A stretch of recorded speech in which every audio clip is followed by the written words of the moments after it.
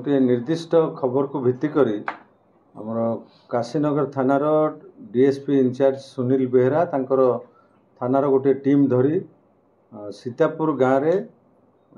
गोटे निर्दिष्ट घरे चढ़ऊ करथिले। आम पाखे खबर थिला जे से घरे विपुल परिमाण रे विस्फोरक सामग्री गच्छित अच्छी एवं बाण तैयारी सामग्री गुड़िक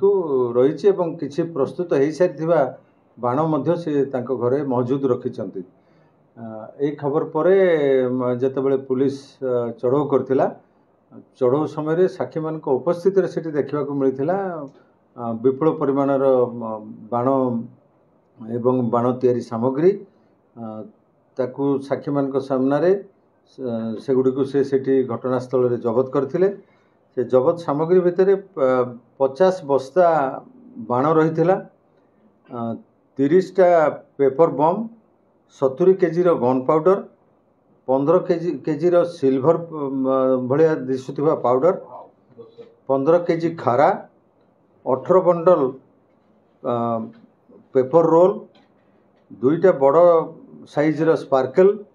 एवं 3टा बड़ साइजर हैंडमेड सुतुली बम थिबा बड़ बड़ 3टा बैग ये सबको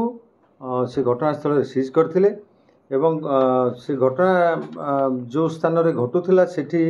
से घरर मालिक बड़ नागराजू तांकर सहयोगी चौधरी सीमाद्री सिंगीपुर साना एमान को मध्य घरर मालिक को से माने सहयोग करुथिले देखा जाइतिला। से समस्त को बीएनएस रो धारा 288 एवं इंडियन एक्सप्लोसिव एक्ट रो 9B सेक्शन अनुजाई घटनास्थल गिरफ करा जाइतिला एवं समान को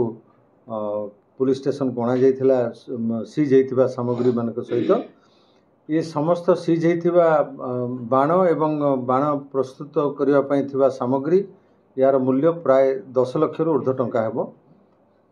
आज से आसामी मान को कोर्ट चालान करा जिवो एवं मजिस्ट्रेट को पाखरु आमे प्रेयर करी ऑर्डर आनिबो से सब को डिस्ट्रक्शन करिवा पई। सर गोटे जिनस देखिया मिलछि दीपतल अंधार वाले हमरो पाराचुंडी सीमांतर लागि कि बहुत गुडे गोदाम रहिछि जोकि देखो तो आमर खबर भित्तिरे ये जो जिनस गुड़ी कहली ये गोटे निर्दिष्ट खबर उपरे चढ़ऊ करा जाइतिला।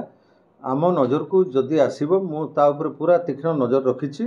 कौन सी जगह बेआईन भाव में बिकवाक दिया जीव नाही। आपण देखो खूब शीघ्र आम से भी कार्यानुष्ठान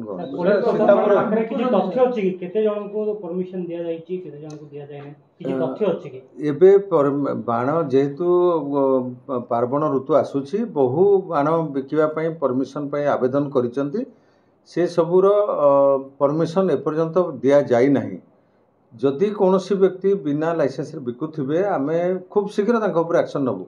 सीतापुर गाँव सी बाण व्यवसाय सामिल अच्छा कि सूचना निश्चित भाव में से जे भी होता ना कहीं जदि बाण कारबार कहारी भी हाथ थी कहारी संपृक्ति थी निश्चित भाव में आम भी केस भी एक्शन नबू।